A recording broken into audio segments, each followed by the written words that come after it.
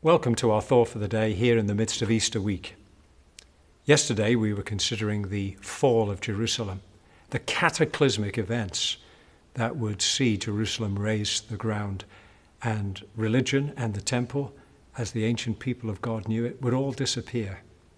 You may remember that the woman of Samaria asked Jesus as a Samaritan, "Where should we worship? In this mountain or in Jerusalem?" And where were people supposed to worship when the temple, with all its sacrifices and priests and cultus, were taken away? Where are we to worship when churches are effectively closed down? Well, the good news is that what we call the Lord's Supper, that Passover meal that Jesus celebrated just before his crucifixion, he took bread and he took the cup and he blessed them. And specifically with the cup, he said, "This cup is the new covenant in my blood." It was echoing, of course, that ancient deliverance, the days of Passover.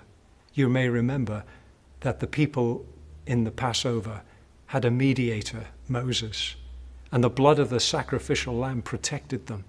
And they went through a sort of baptism when they came through the Red Sea, and then they wandered around in the wilderness till they reached eventually the Promised Land.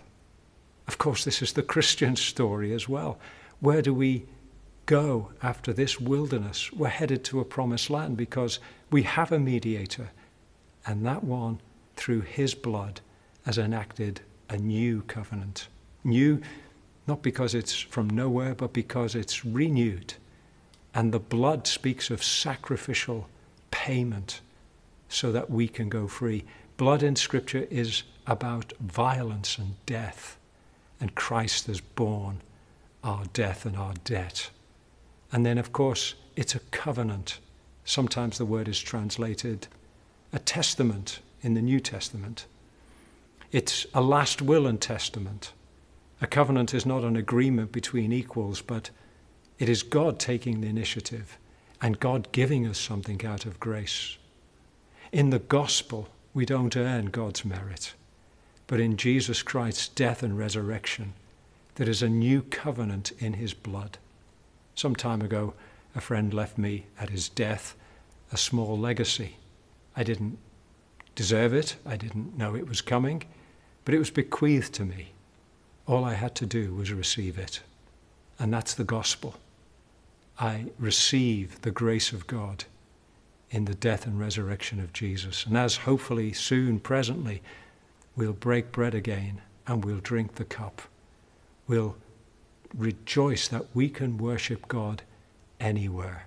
As William Cowper in the 18th century put it in one of his hymns, "Jesus, where'er thy people meet, there they behold the mercy seat.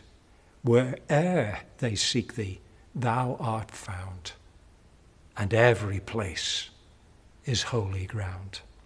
We thank God for the buildings at First Baptist. The first century Jews thank God for their temple. But in Jesus Christ, where two or three gather in his name, he's there in the midst. And that's the most important thing. May you know his presence today. God bless you.